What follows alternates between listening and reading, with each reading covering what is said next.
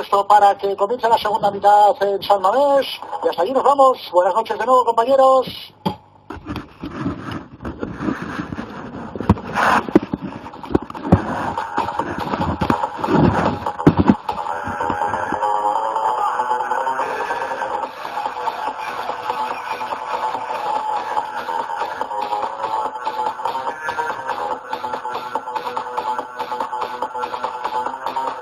Sí que sí, creo que ya les tengo por ahí. Buenas noches de nuevo, compañeros. Hola, buenas noches, Iker. Hola, sí, claro, perfectamente. Es que llevábamos hablando un ratillo nosotros. Ah, pues es que os he saludado y no me habéis dicho nada, pues... Sí, estábamos hablando. Pues aquí no está. Hemos hablado toda la segunda parte. Comenzó la segunda parte, compi. Comenzaron los segundos 45 minutos, el balón que la ha puesto en juego la Atlético, ya lo tiene por la derecha, marca en su salta. La juega personal, el balón al vértice, Herrera que toca banda nuevamente. El pase de Andoni, ahora lo saca Mainz.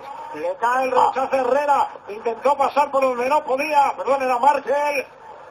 Y la pelota que ya la tiene el Granada, aunque recupera de cabeza Carlos Urtegui. Mikel Rico. Atrás para Laporte. Y con el pecho Susa la deja por Iturraspe. Buen movimiento con el cuerpo. Amagando adelante y reculando atrás. Para llevarse la bola con solvencia. En defensa ahora el Atleti. Por la izquierda lo intenta. Valenciaga tocando para Laporte. Le sale el pase de Brahimi. Laporte que la protege, la esconde, la manda atrás por la Gorka. Fuera del área en la Corona. Va a golpear arriba, golpea con pierna derecha, 3/4 de campo, salta Duri, no, la deja pasar. Despejó de cabeza Nión.